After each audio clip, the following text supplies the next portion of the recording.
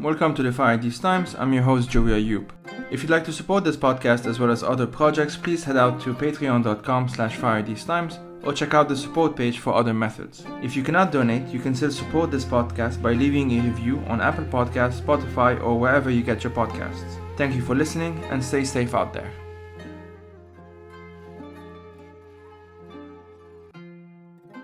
So this is quite an odd conversation. My guests, Martin Parker and Thomas Swann, and I discussed a book that they co-edited and which was released recently, called Anarchism, Organization and Management. Now, I'm sure you must be thinking that there might be some mistake, that this is a confusing title, and indeed the title was crafted to attract your attention, and if you're listening to this, I'm hoping this means that this worked. But indeed, we often think of these two worlds, like the world of management and the world of anarchism, as being completely separate and indeed contradictory. After all, anarchism is largely anti-capitalistic, whereas management, especially the modern form that we find in business schools, tend to essentially produce capitalist thinking. Let's put it very simply. And this is where I think you might be wrong. This conversation will try and convince you there's actually more to it than that. My guests and I agree that we are facing a unique crisis in our world today, especially, of course, the climate crisis. But how are we going to deal with the climate crisis is something that is, of course, very difficult to think about. One, perhaps radical notion is to actually look at what management has to offer and look at what anarchism has to offer and try and find where they can work together. This is something that, again, I know is going to confuse a lot of people. But I hope that this conversation proves to be an interesting one for you to listen. And I hope that gives you some ideas, and I'll be very curious to hear if that's the case. Thank you for listening.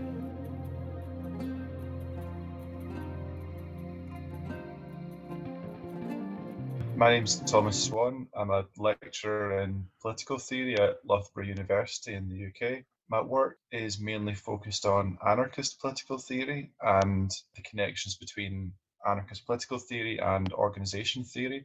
And so that's where the interest in sort of critical management studies and critical approaches to organisation comes from for me. In terms of work that I've sort of published, I've recently just published a book called Anarchist Cybernetics, which looks at the potential and practical relationships between anarchism and anarchist approaches to organisation and cybernetics, particularly the work of a cybernetician called Stafford Beer. And so that looks at different approaches to self-organisation, how that can be realised through things like consensus decision making and looking at problems of autonomy in organisations, and also links up with communication infrastructures and social media and how they can be part of a sort of approach to radical organisation. My name is Martin Parker. I'm Professor of Organisation Studies at the Management School at the University of Bristol. And I've had a long interest in alternative organising, both in terms of thinking about different kinds of organisations like the circus or the zoo, whatever else, but also thinking about alternative economics. So being interested in co-ops and communes and local money and things like that. I'm currently the lead for the Inclusive Economy Initiative at the University of Bristol, which is linking academics with a whole bunch of activists across the city and city region in order to think about questions of low carbon economy, inclusion and workplace democracy. And I've had a pretty long interest in anarchism, which I see as being the kind of almost like the ultimate theory of organizing. So one of the things I've read quite a bit of the book. I haven't finished through all of it, but one thing I quite enjoy, in addition to it being obviously well researched and well written, is how random it seems. And it's one of those things, and of course you do touch upon this in the introduction of like, why would you even talk about anarchism theory and management theory in the same sentence? So can we kind of get into this as a kind of a starter to this conversation, if that's okay? Can I start off by saying something about the kind of the history of business schools in the UK, absolutely, and to a certain extent in Northwest Europe more generally? Because remember that what we've got is a situation where, even though some of the very first business schools were European ones, really the institution grows in North America with, places like Wharton and Harvard and so on from the 1870s onwards. So that's kind of established the conditions for business schools being quite distinctive places within universities. They don't grow in Northwest Europe very much until the 1980s, 1990s. And effectively that meant that a whole bunch of people who had prior training in disciplines like sociology and politics and other areas kind of drifted into parts of the business school because that's where the jobs were. And I'm an example of that. My PhD was in sociology with a bit of cultural studies and a bit of anthropology before that. And I worked in a sociology department, but eventually was hired by a management department to teach the kind of people and organizations aspects of management. And that's quite a common story in terms of the way that a bunch of social scientists from varied social science disciplines kind of brought a lot of intellectual currents into the Northwest European Business School, including, of course, various forms of Marxism, feminism, different kinds of environmental commitments, and sometimes a little bit of anarchism too. And though anarchism isn't a very big or certainly dominant current, it's been noticeable over the last couple of years that a number of people within Northwest European business schools have been kind of circling these sorts of ideas and using them in order to understand what they're doing and what a different kind of economy might do.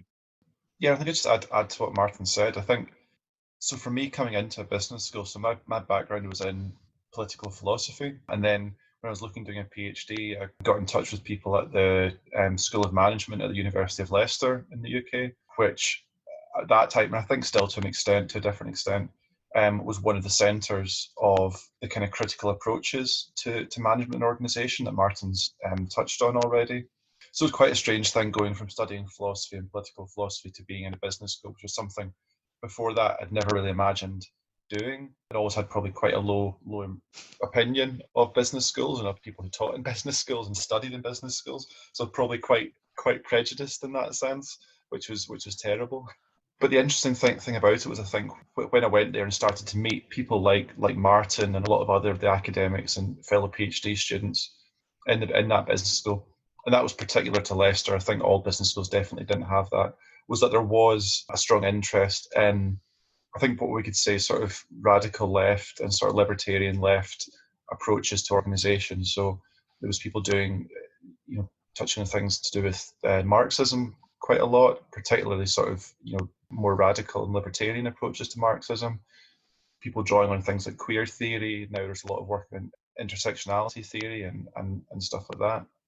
And so that was really interesting. And the one thing that I think, as Martin's kind of sort of hinted at, there was a sort of nod to anarchism in some of this literature, just sort of acknowledging that, well, there's these sort of different radical traditions we can draw on in critical management studies, such as, feminism, post-colonial studies, Marxism. And anarchism was sometimes mentioned, but there was never any kind of extensive or concerted effort to actually draw explicitly on anarchist literature or the anarchist political tradition or anarchist studies as an academic discipline, to bring that into critical management studies.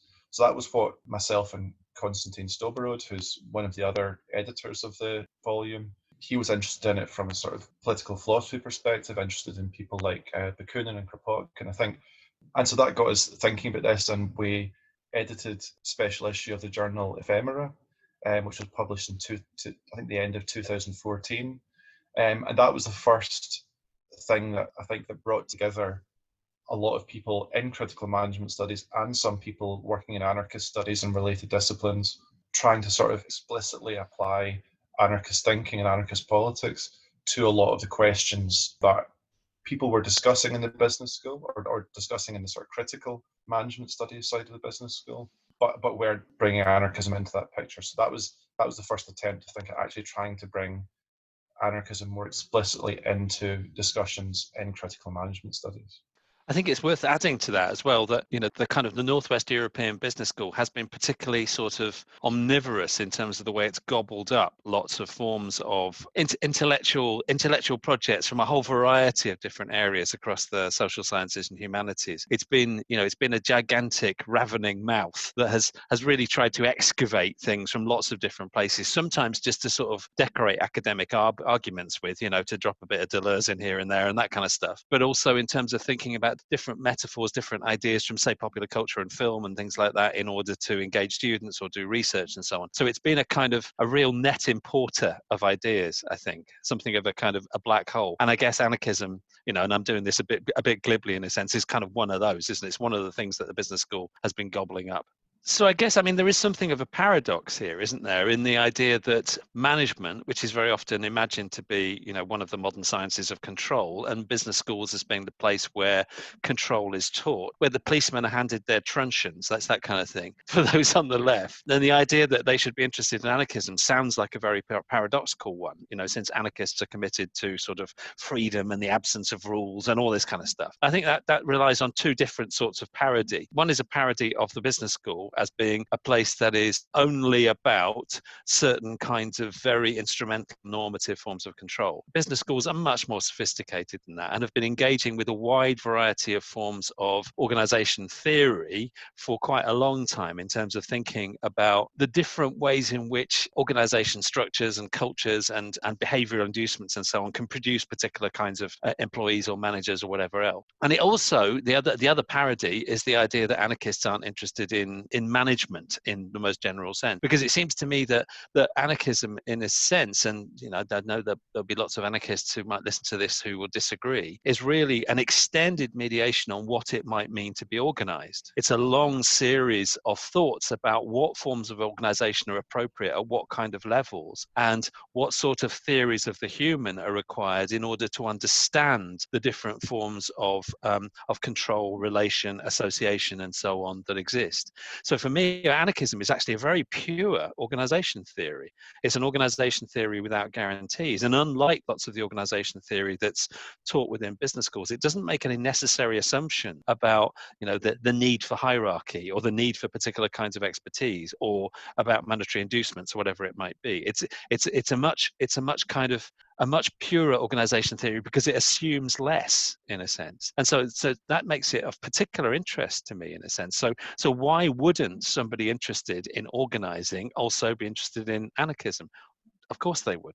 I think there's also a question about why, when radical left approaches have been sort of brought into discussions around management and organisation, why anarchism wasn't there already, or it was there in part, but there wasn't a sort of cohesive school within those discussions. I think that's partly to do with the sort of opinion a lot of people have of anarchism. So even on the radical left, anarchism has a bit of a bad name. I think because people see it as quite a messy political tradition. There's not maybe the same sort of rigorous, coherent development of anarchist analysis that we see with things like Marxism and feminism and anti-racist politics.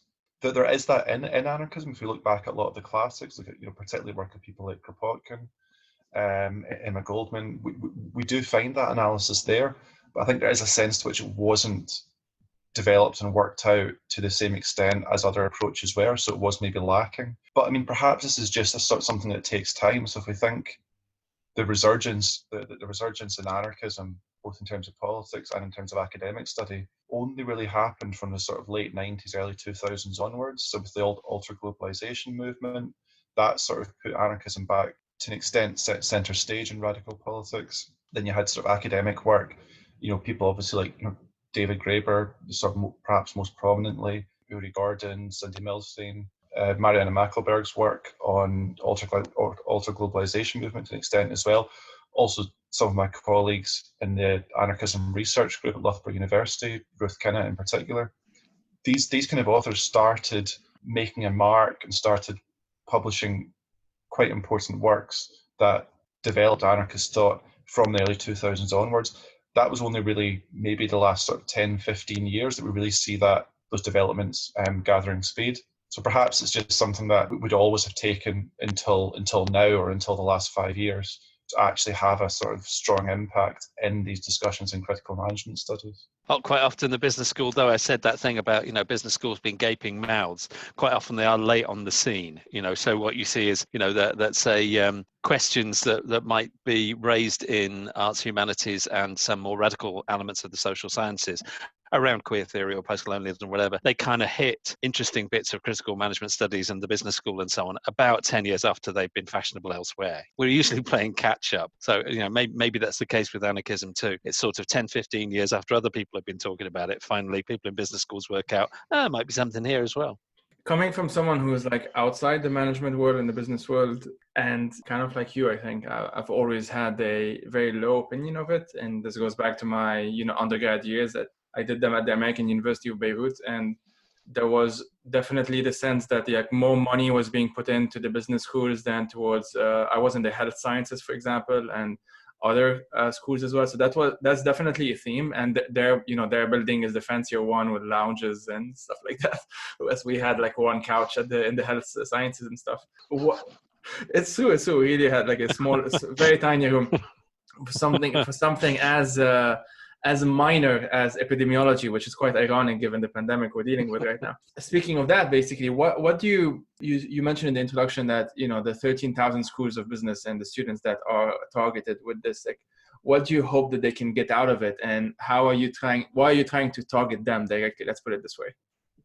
Yeah, I mean, there's some very straightforward reasons for using the business school as a site for intervention, and that's partly to do with its scale, isn't it? I mean, that seems to be the case. There are at least 13,000 business schools across the planet. Something like 1 in 7 of the students in the UK are studying variants of business and management at the moment. So this is a big place for social reproduction. Every single university in the country has some kind of school of economics, management, finance, accounting, whatever it might be, and they're producing a particular kind of knowledge that reproduces global capitalism in its often most naked versions, particularly in the bits of kind of political economy and finance that they're teaching. So it's a really important site for those on the left to intervene in. Why you can't afford to ignore it. It's sculpting the understandings of a generation of students.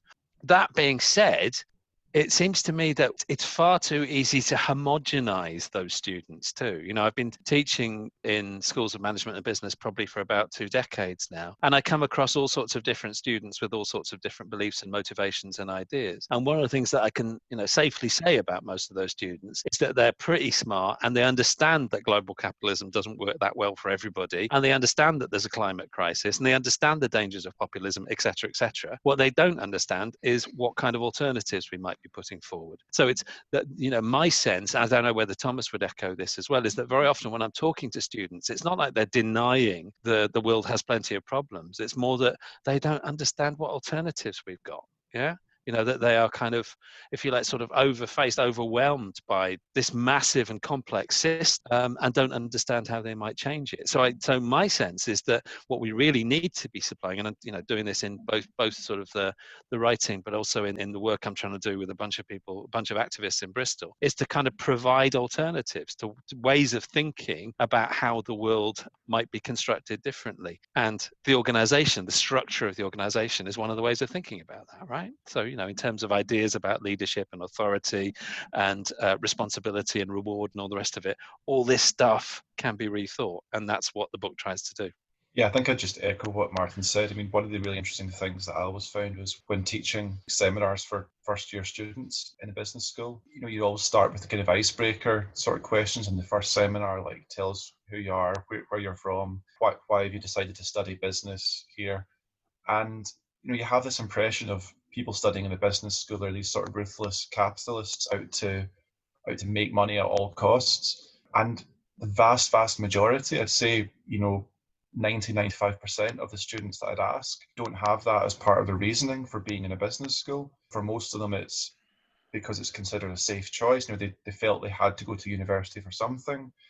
Studying business seems like a safe choice. It seems like a sort of ticket to some kind of stable employment. There might be some other expectations that pointed them in that direction, but they're definitely not firmly on the side of capitalism in a strongly ideological sense.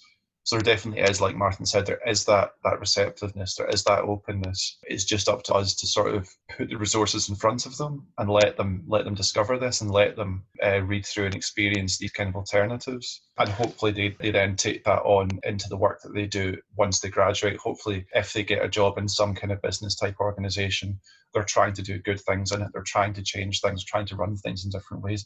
They might even, choose to work in the sort of cooperative movement or something like that is more directly trying to affect some kind of social change. just to give an example, which is one I often use in my teaching, and it's the same kind of icebreakery thing in a sense, is say reward, for example. So as soon as you start, talking in a business school context, you're usually talking about very asymmetric forms of reward, where people with MBAs and who are in charge of big organizations get paid many multiples more than somebody who cleans the floor. So I say something along the lines of, well, what if everybody in an organization was paid the same? And the students would respond by saying something like, well, that's just stupid. It's a disaster. What motivation would people have for working if that was the case? And then I tell them about SUMA, a worker co-op in the Yorkshire area of England, where everybody is paid the same and everybody is reasonably multi-skilled, and the organization's been going since 1976 and has been growing all through that time and is commercially successful and currently pays everybody about £10,000 more than the national average wage as a result. And that works. And then it becomes kind of impossible to deny that it works, right? It becomes impossible for them to say, but it can't work, because I've just said, well, it can. Here's an example of how it works. So presenting people with those kinds of ideas seems to me a way of then kind of breaking some of the often rather unreflective assumptions they might have about the way that the world must be, which might be based in human nature or economics or whatever it might be.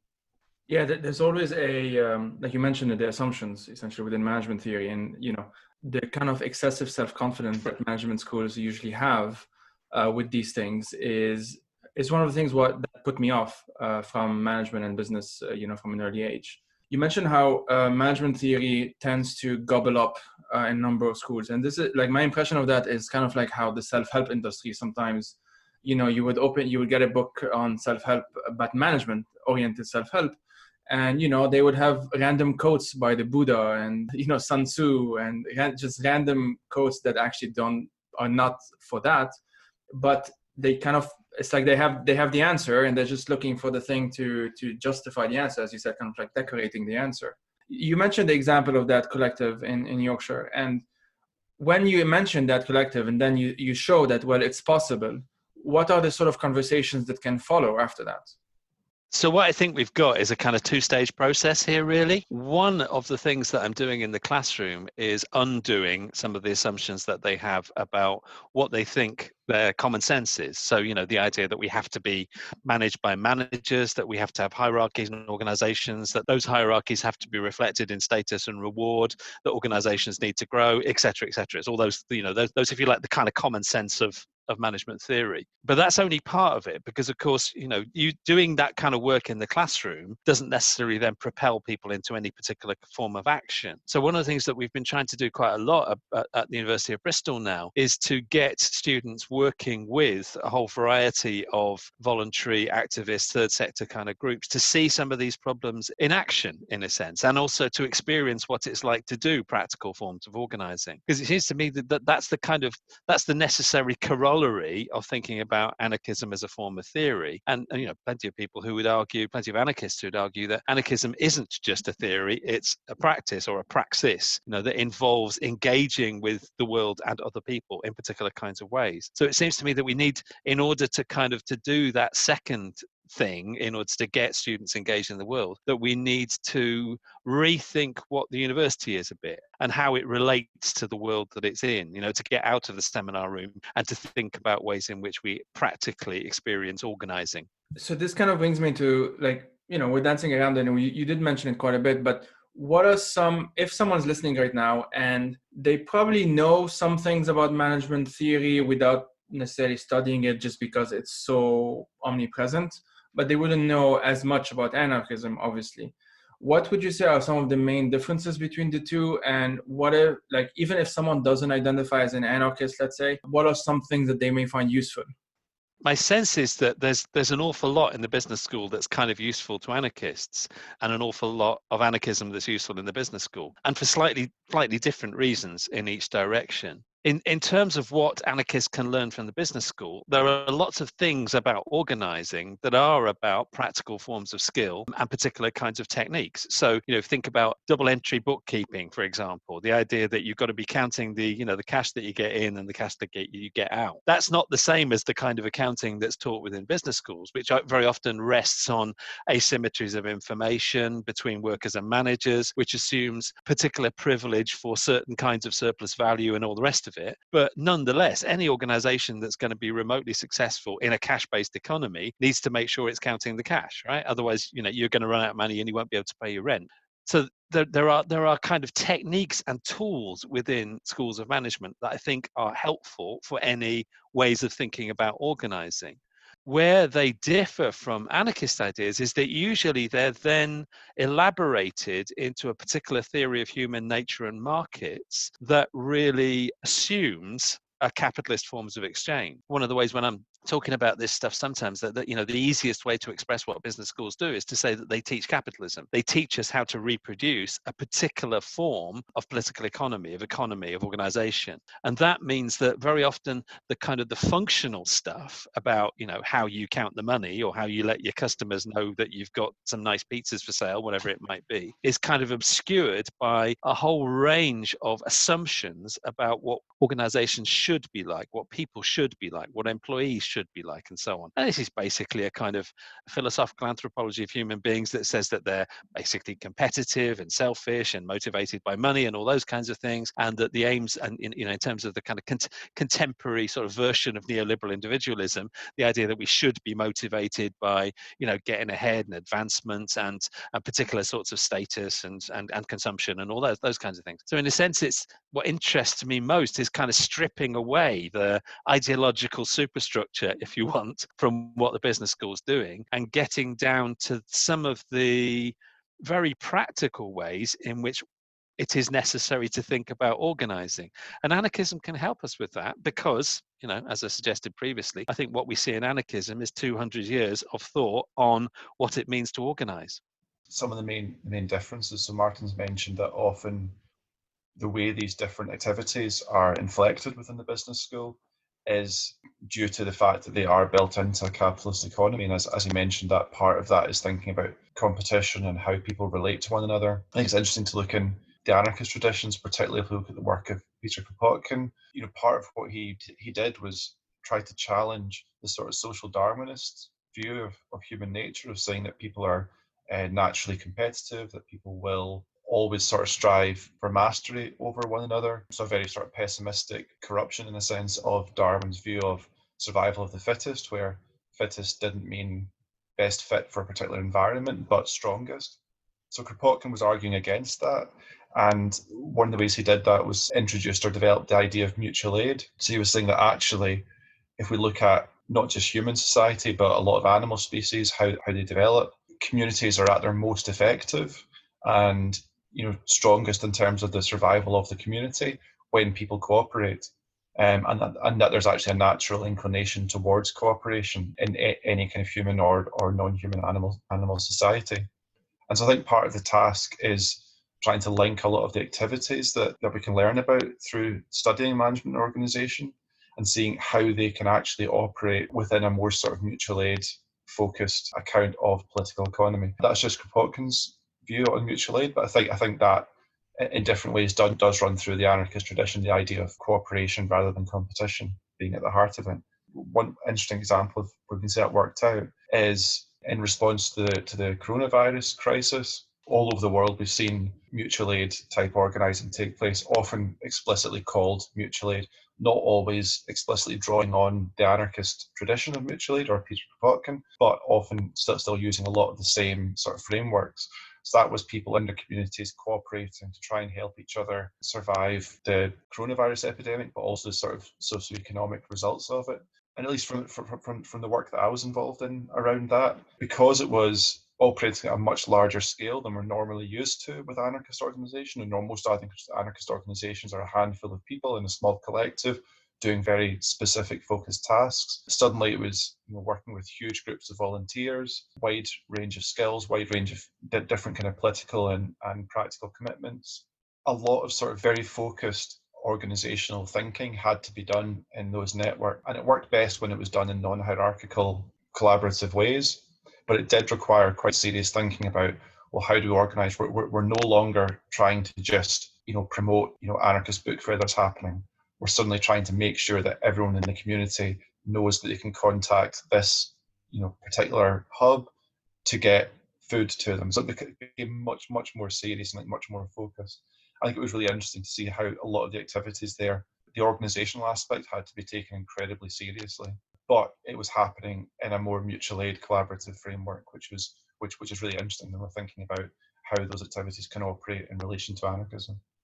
One of the most interesting things to me about mutual aid as a framework, as a philosophy, as everything, is how it's both so obvious to most people when you dress it down and you just mention what it is about. You don't even have to say the word anarchism. You don't even have to say any ism for that matter. You just say what it is about, and it just feels so obvious. It's how many people would treat their friends, would treat their family members, would treat their neighbors sometimes, that sort of thing. And yet at the same time, as soon as you expand that conversation to, well, if it's working so well for us, maybe it should work so well for society or for the world or for whatever. And that's immediately when we go directly to the superstructures, to the questions about, well, human nature, well, this is not realistic, well, this is not possible. And, there will always be evil people in the world. And any kind of, it's like the same instinct in some ways, like we find the answer to the questions that we don't want to ask in some ways in advance so that we don't have to ask them. So I'm very curious, like if we can transition, because one thing that COVID-19 has done, other than wreak havoc throughout the world, obviously, myself lost a few people I know in my community and so on. It's definitely something that is extremely, extremely difficult to think of. But one thing that it's also showed is that, well, for the most part, people feel that, well, in a time of crisis, we should come together. There should be some solidarity. Well, healthcare workers should be supported. Their salaries, there is obviously not. All of these things that, we might call like progressive politics at large become suddenly more obvious because it's no longer coated in anything else, the, sort of polarization that we see sometimes. So I'm very curious, like, how have your thought maybe changed or adapted, or what kind of additional thoughts you might have regarding the context of the COVID crisis? And I think it's inevitable to also mention the climate crisis as well. That's superbly expressed, and I couldn't agree more, Joey, really. I mean, I think that just to pick up on both of those things, one, that sort of curious sense that I have that when people are talking about some of the things that they're most passionate about, that they care about, about their friends and their family and their kids and their communities and their ethnicity and their sexuality and all sorts of stuff like that, then they talk about it with almost a different sort of register than they do about economic life. And that's a really odd phenomenon, I think. The kind of various people have written about it, haven't they? The idea of the disembedding of economic life from everyday life, that sort of notion. For many years, I've been teaching courses in business ethics, and one of the places I start with that is to kind of talk about everyday ethics and the ways in which we might make judgments of other people in terms of the good things they do and the bad things they do and all that kind of thing. And then ask that question, so why do we have something called business ethics, which is some sort of different form of ethics than the ethics you might apply in your everyday life? Because that in itself is another example of that sort of sequestration, the separation of those logics, isn't it? Now, spinning that to the climate crisis, absolutely. I mean, I think both the COVID crisis and the climate crisis are extraordinary openings for those on the kind of the greenish left to think about ways of reiterating a message about various forms of collectivism against ideas of individualism. Now, this, does present some problems in terms of very libertarian forms of anarchism, which, obviously are committed to notions of individual freedom above all else. But for my sense, for the kind of the mainstream of anarchism, then ways of thinking about collective organization are absolutely central. There are all sorts of questions about what we might mean by that organization, what scale it might be, what kind of coercive effects we might accept on us, and so on. The kind of the balance between different conceptions of freedom from, freedom to, whatever, that kind of stuff. But the idea that we're a collective species that requires each other and the rest of the natural world in order to thrive is absolutely the case. Now, it's much easier to talk to students about that right now. Yeah, because as soon as you start talking about, what's happened as a result of COVID, and particularly how that might be a dress rehearsal for what we've got to do in terms of the climate crisis, then it's very clear, particularly in terms of the climate crisis, that of course we need to stop doing what we're doing right now. The forms of global pro-growth capitalism that we are currently experiencing are producing the problem. And to be brutal about it, this is about businesses. It's businesses that are emitting carbon. whether those are businesses that are building cars or flying aeroplanes or anything else. So business needs to change. Now, there can be, apart from the most ludicrous forms of Trumpian climate denialism, there can be nobody in my classroom who simply denies that's the case anymore. It's not possible for them to take that position. Now, there are a variety of other ways in which they might think that capitalism can reform itself and those kinds of arguments, but they can't anymore argue that things don't need to change. And that in itself is a really important opening, I think, for people who are interested in anarchism and lots of other forms of radical theory and education to step into. I think another side of this is thinking, so Martin's outlined the problem very well. If you think about what can the appropriate anarchist response be, and how can we ensure that runs through the sort of political activities we're trying to undertake. One of the big challenges we're facing, if we look back to the sort of alter globalization movement, there was still a sense of optimism there. So obviously they were dealing with, the way they framed the problem was this sort of global capitalist hegemonic reality that had to be resisted. But ultimately there was an optimism about, well, we can go local, we can go back to sort of small scale types of organization and types of economics. They can link together in different ways, but ultimately we can kind of go back to some sort of more immediate form of economic organization. I think we're kind of in a different situation now because the scale of the climate crisis is so vast that we know, if we believe the science, we know that there has to be an incredibly huge economic shift within a very, very short space of time to even mitigate the catastrophe. Not even, we're kind of beyond the point of thinking, can we actually avoid the catastrophe? How can we mitigate it and survive it? I mean, one of the sort of figures that was bandied around was like, we kind of need to do something like the fall of the Soviet Union in terms of the drop in economic production, something much, much more than that across the whole world within a very short space of time. I mean, we can talk about how realistic that is, but I think for anarchism, that poses the challenge of how do we achieve something at that scale? How do we, and the coronavirus epidemics kind of pointed towards similar things. The responses that are needed seem to be necessarily of a massive scale. So the question is, how do we do that? If we don't have an organization like the state, if we don't have organizations like huge corporations, how do we make sure that the organizations we have, that we know we can be more democratic, can be more responsive to the needs of people?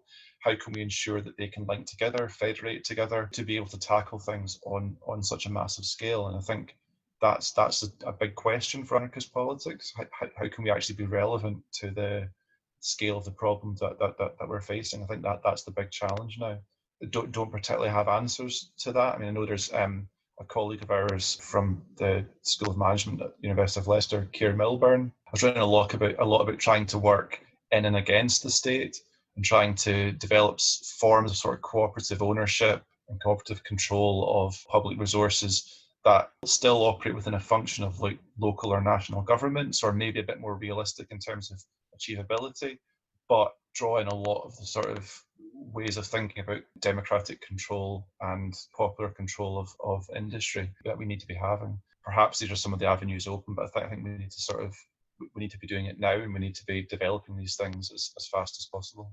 I'd also like to just say something about, and I have no idea whether Thomas would agree with me on this, that for me, the question is having forms of organization that are adequate to the problems that face us. And that kind of means that in some senses, though I'm very interested in anarchism, I'm not an anarchist, in the sense that I do think there are large-scale organizational forms that might be necessary in order to deal with the scale of the problems that we're going to have to address. And that kind of means that I'm interested in any form of organizing at whatever scale that can achieve particular kinds of things. Now, anarchism is an incredibly rich resource for thinking about this kind of stuff, but so too is socialism, so too is feminism, so too is radical environmental thought, and so on. But the proper job of a business school right now, or what I'd rather call them the schools for organizing, should be thinking about what kind of intellectual resources we might need in order to understand how we organize differently for different sorts of problems. Because I think it is fair to say that anarchism has tended to focus on the proximate, on the close, on the small, and so on. That's been its kind of home turf.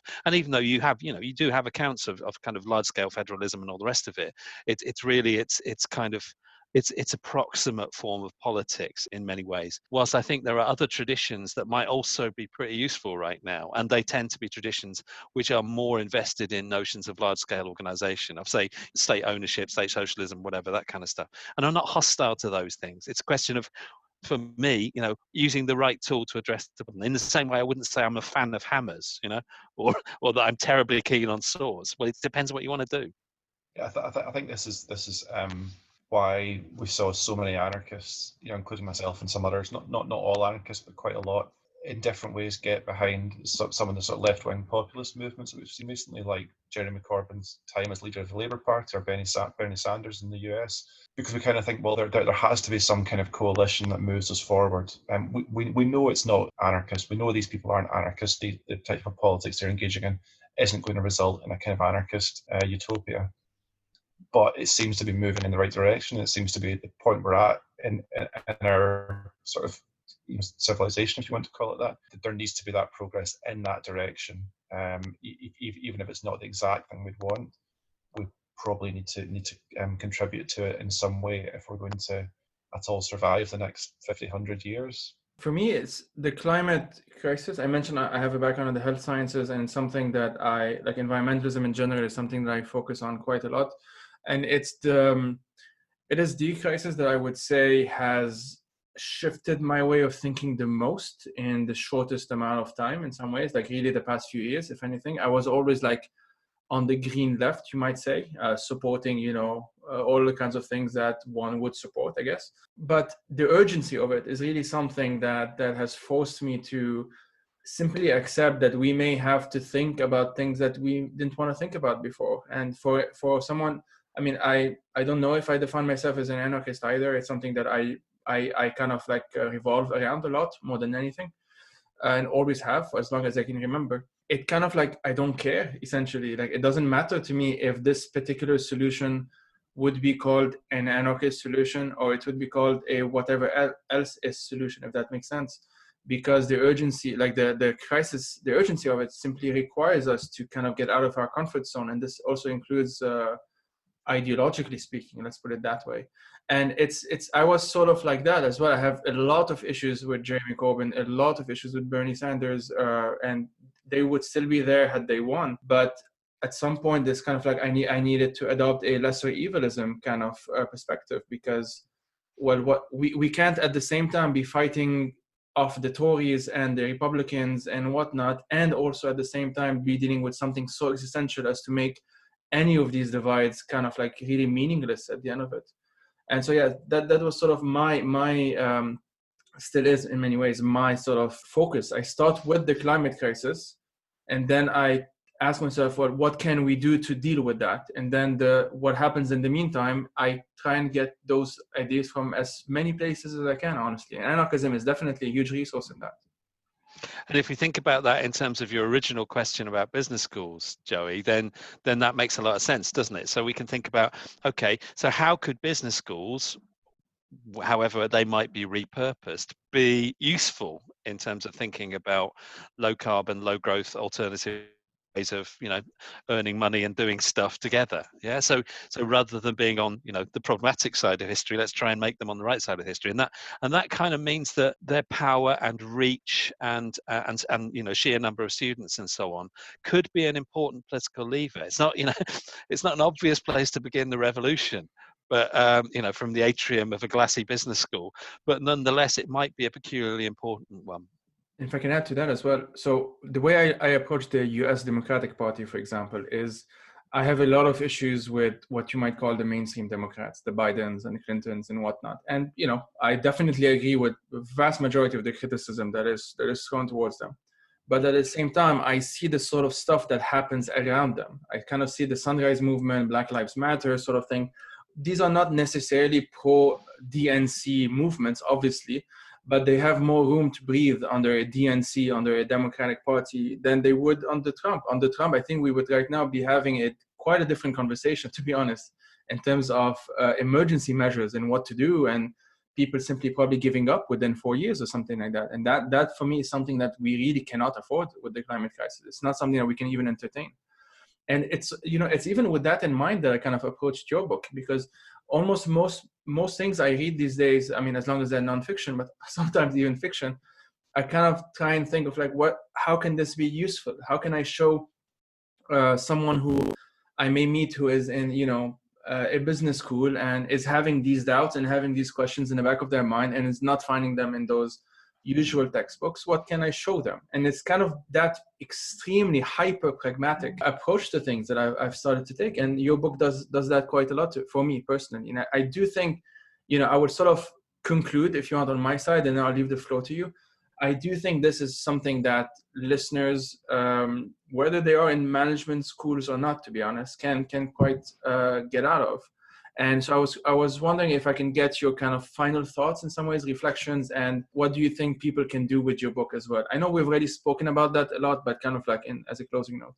It's interesting in a way, in that I think that one of the things we need to understand first is just how paralyzed a lot of people in universities are right now. So, universities across the global north, particularly those that exist in highly marketized systems like North America and the UK, are now engaged in a strange kind of competition for status and resource, in which academics are increasingly kind of commodities who are traded, who are publishing particular articles in particular journals, the journals themselves owned by large multinational knowledge corporations and all the rest of it. So in a sense, all the dice are stacked against the idea of universities being kind of places that we might have imagined them to be for a bit in the 1960s, 1970s, sort of lighthouses of radicalism and enlightenment and all this kind of stuff. But nonetheless, those are the institutions that we have right now. So it seems to me that it's incumbent on anybody who has kind of green left beliefs that they should try and use these institutions in as productive a way as possible in order to push towards the kind of goals, climate goals, social goals, whatever they might be, that the three of us would probably believe to be desirable. And that does require a kind of entry as politics, doesn't it? It means, understanding where you sit and what you can do with it. One of the things I keep coming back to, an ex-colleague of mine, Stefano Hani, together with Fred Moten, wrote a book on the undercommons, and this idea of kind of the university as being a place that you can kind of burrow around the basement in, stealing stuff for other people. Yeah, I kind of like that sort of idea of, let's use this place with its resources and its sandwiches and its rooms and all the rest of it, and try and turn it towards holding hands with our allies, trying to make it useful for them, rather than just being a kind of a status machine which teaches people how to be capitalists. Definitely agree with that. We need to try and, as much as possible, channel what resources we've got access to in universities, and not just in business schools or schools of management, but across universities, towards things that we think are going to have some sort of positive change in the world. And I think a lot of academics are trying to do that. Universities make it incredibly difficult for us to do that, but it is something I think a lot of people have that as an aspiration. So we just need to work out how can we do that. I mean, in terms of what people could do with the book itself, I think there's the thing that we've talked a lot about is what impact we think it could have for students of business and management, and the kind of thinking that it could hopefully maybe kickstart in them, or if they're already thinking along those lines, just give them some sort of resources and some sort of support for that. But also, which I think that the book doesn't necessarily do, but I think we'd quite be interested in sort of following up with this, is how can we sort of turn the book around in a sense and think, okay, so this is a book introducing anarchism to business students. What kind of resources do we need to have in place so that anarchists and other radicals can learn from what's happening in the business schools? How do we channel knowledge that way as well? Because that's, as we've discussed already, there's a lot to be learned from there. So we have to think, what's the most effective way of having that sort of direction of traffic for that knowledge? It's probably not in the form of a book like this, because this book is, particularly designed for something that could be bought by university libraries and then provided as secondary reading on certain modules in the business school. A book like that's not going to work their way. So what kind of format, what kind of resources could provide the support for not just anarchists but other forms of radical organisation that there might be the seeds for in what's happening in business schools? Martin and Thomas, thanks a lot for your time. This has honestly really been very, very fun and very interesting to me. That was Thank great. you very much. Thanks for asking, Joey.